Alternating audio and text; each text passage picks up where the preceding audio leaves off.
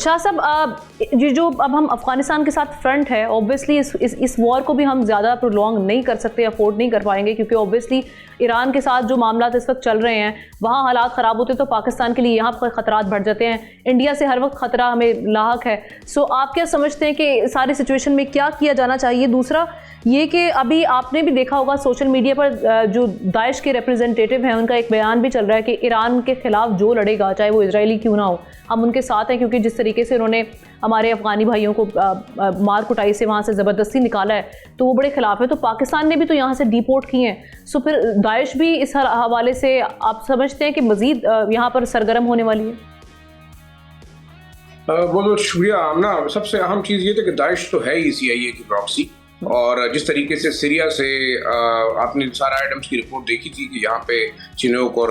دوسرے جو ہیلی کاپٹرز ہیں اپاچی وہ بھر کے لائے گئے تھے اور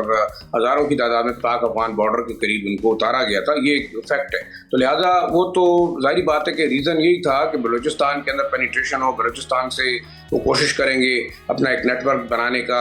ایران کے اندر بھی وہ پینیٹریٹ کریں گے. تو یہ ایک اوور آل ایک اسٹرکچر ہے اور یہ موساد کے اس میموری پروجیکٹ کا حصہ ہے جو کہ اس وقت آپریشنلی جو ہے وہ انڈیا اور عراق کی مدد سے جو ہے وہ ایگزیکیوٹ کیا جا رہا ہے، اور داعش اس کا ایک حصہ ہے، اس میں کوئی دوسری رائے نہیں ہے. دوسرا داعش کا مسلکی اختلاف بھی ہے، وہ اہل تشیع ہی ان کے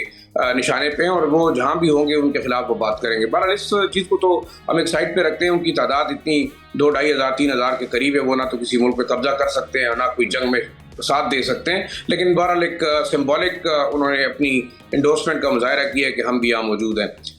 دوسرا جو اہم نقطہ ہے وہ پاکستان کا جو اس وقت افغانستان کے حملے کے ریپلشن کے جواب میں جو ہمارے اقدامات ہیں وہ بڑے افیکٹو نظر آ رہے ہیں، کیونکہ اس سے پہلے ہم کوشش کرتے تھے کہ بارڈر کے اوپر کلیشز ہو جائیں، ان کی بارڈر چیک پوسٹیں اڑا دی گئیں یا ان کو نیوٹرلائز کر دیا گیا تو اس کے بعد خطرہ ختم نہیں. لیکن اس دفعہ آپ دیکھ رہے ہیں کہ ایک تو کم از کم 32 کلومیٹر ہم چمن کی سائڈ سے آگے چلے گئے. یہ وہ اسٹریٹجک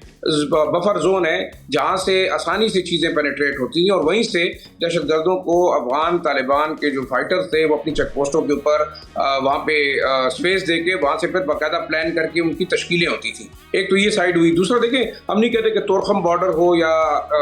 غلام خان کا بارڈر ہو یا خلاچی کا بارڈر ہو، یہاں پہ ہم جو ہے نا وہ آگے فارورڈ مارچ کریں، لیکن باجوڑ کا بارڈر بڑا امپورٹنٹ ہے کیونکہ یہاں جو چیک پوسٹیں تباہ ہوئی ہیں وہ پاکستان نے ٹیک اوور کی ہیں، اور یہ ایک بڑا بفر زون ہے جو ہمارے لیے بہت خطرناک تھا. اس کو جو ہے کنٹرول کرنا اور قابو کرنا میرے خیال میں بڑا ضروری ہے. پھر آپ دیکھیں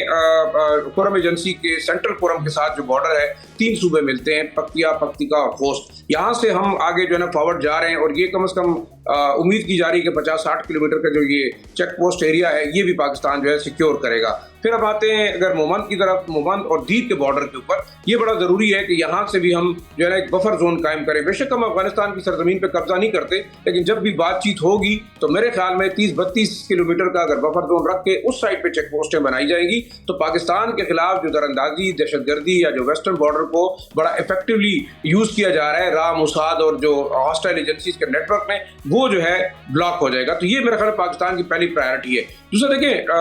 ہم نہیں چاہتے کہ واقعی یہ جنگ لمبی ہو، اور ایک جو آپ کو بڑی خبر دوں، باگرام ایئر بیس اور ارد گرد کچھ ایسے ایریاز ہیں جہاں پہ وہ امریکن اسلحہ اور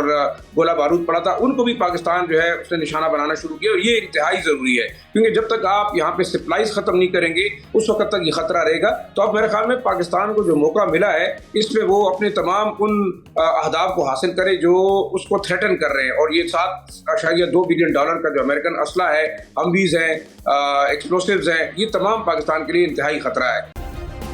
سبسکرائب کریں اور بیل دبائیں تاکہ کوئی خبر رہ نہ جائے.